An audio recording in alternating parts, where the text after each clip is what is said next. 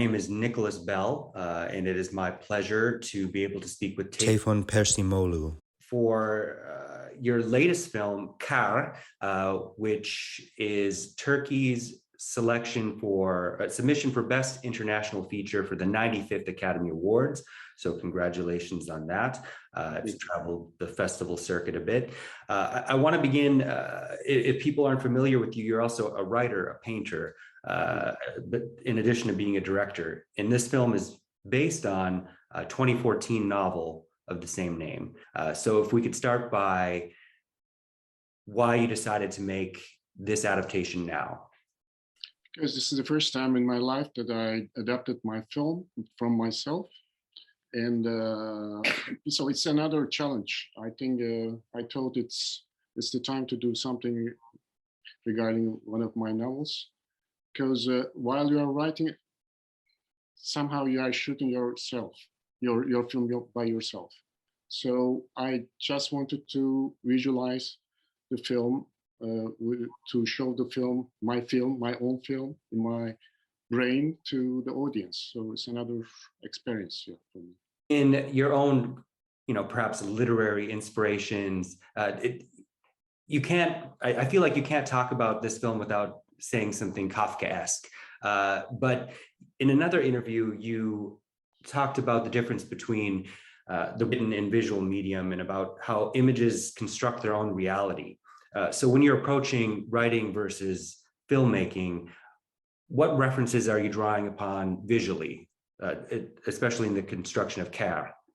Yeah, first of all, I'd like to express that using the Kafkaesque, it's something just to express our feelings about the life we are living in. So I do believe myself, we are in a period of time that it's outrageous and everything is so absurd. So just because of this absurdity, people try to find something to express as a Kafkaesque, but I think it's more than Kafkaesque, something we have to find another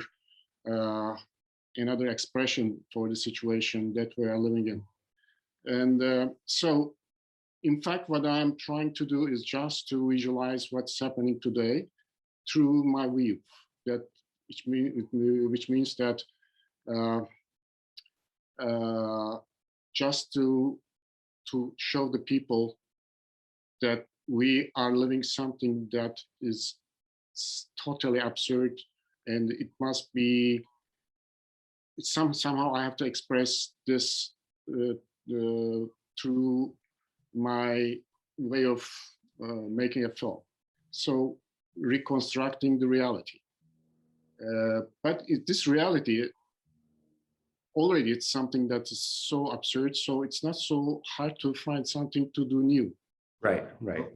So it's just to express the situation in a time.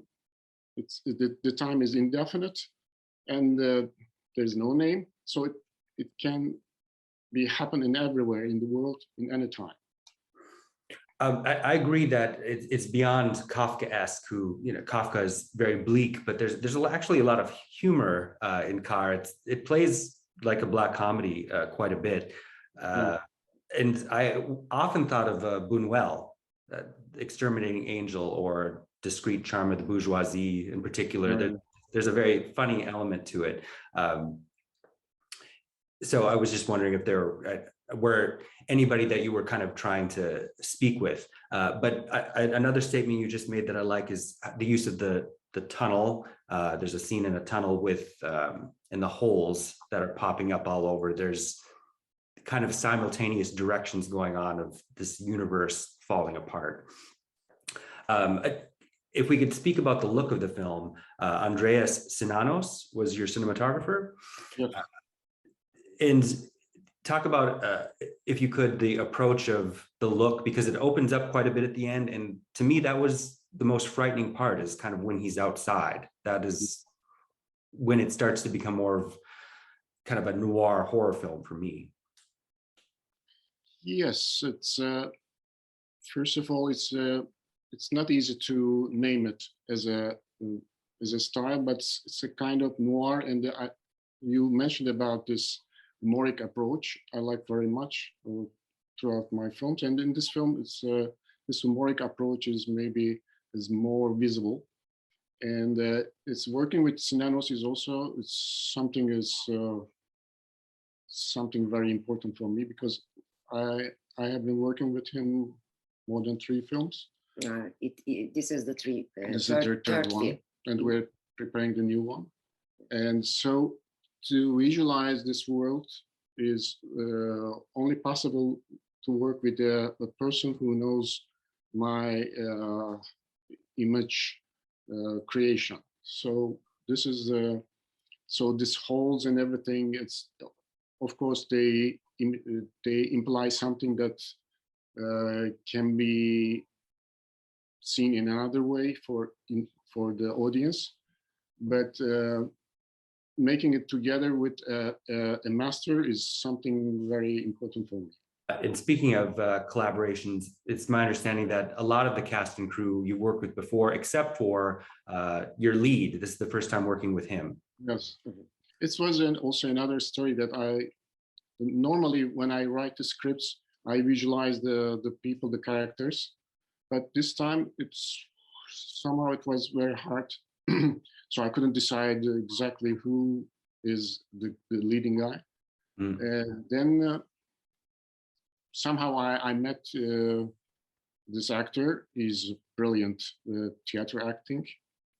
I know him from theater. So normally I don't make any audition, and I just talk to the actor and actresses to just express myself and to get the impression from them. So this time is also we met in a coffee shop, and just on the moment that I decided that this is the right guy. So, and I think I was right, and I'm really happy about my choice. Yeah, I quite enjoyed his performance. Because he's walking through this very confused universe, but I like the scene where it's almost an hour into the film where he finally asks, "What's going on here?" What's going on here? This is exactly what I'm asking. What's going on here? But it takes the murder of the barber, I think, where there's blood all over and he's finally alarmed and he started to smoke. Yeah, I found that very enjoyable. In the time difference between when you wrote the book and today, were there any updates that you're trying to speak to? Because of course, following a global pandemic, it's hard not to see something like COVID-19 or perhaps a new governmental regime in Turkey. I know people have tried to interpret that, but was there anything specific that you were bringing to it, 8 years later? I think everything's getting worse from the beginning of writing the book until today. And normally people find me very pessimist, but in this world, it's not easy to be optimist. Everything is happening all around us. So I do believe we are closing to the end somehow. And this is the good thing. In this sense, I'm very optimistic, because we have to come to the end to restart again. Mm-hmm.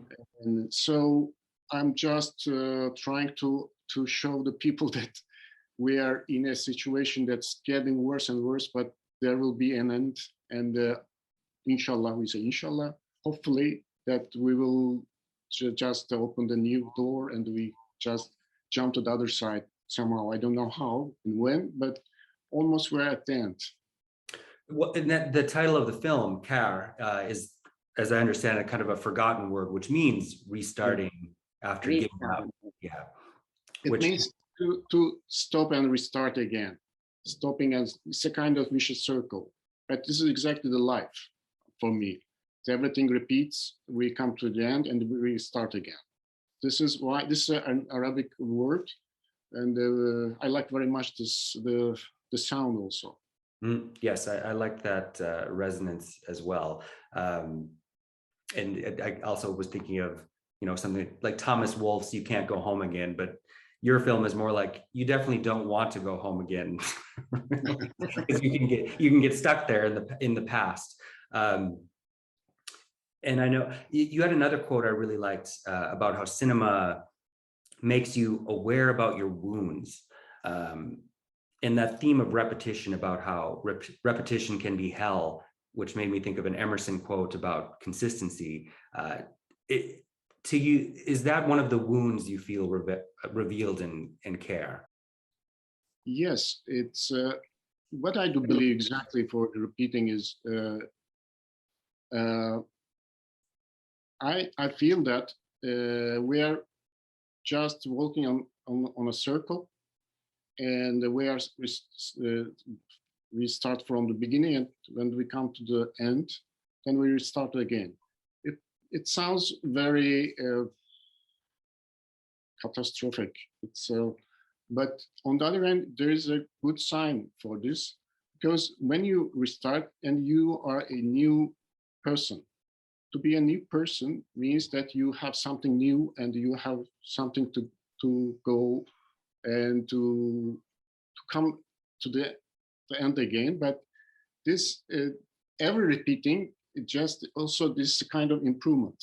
You feel the next step at the end is a sign of an improvement. You are a new person. Transformed, yeah. So this kind of Nietzschean approach, maybe, but this is totally my personal feelings. So in my films, I always finish the film exactly the same picture of the beginning. It's just a repetition of life and the repetition of cinema, on the other hand. So, and during this journey on the circle, so we meet some people. And so this interaction takes us together to some point, and then we stop this interaction, we start again somewhere else. So this is a kind of very complex expression of my art, also my way of life. I find it to be a very complex film. There's a lot going on underneath the surface. To use, again, some of your own words, it feels like a very intuitive film where we're feeling for this main character, as you know, we're kind of lost navigating it with him, which I really enjoyed. You mentioned you're working on a new project. It's called Idea. Is that Yes. correct? Yes. And dealing with identity, as I understand it. Yes, it is also one of my obsession about the identity problematic is something that is also I'm dealing with.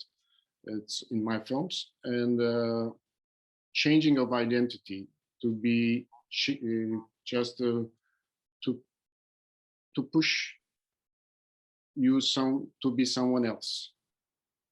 So voluntarily or involuntarily, just changing the identities. So I shot a film before. It's I'm Not Him. It's something about a person who's taking someone else's identity voluntarily.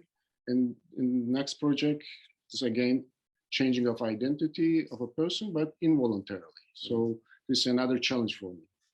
Very interesting. I haven't. I tried to find it here, but I couldn't. I'm Not Him, which I read earned some comparisons to Vertigo, Hitchcock's film as well. So yes, also some Critics. Antonian film also, maybe. I hope to catch up with that. It sounds very interesting, but Idea sounds good. I understand you're also writing a new book.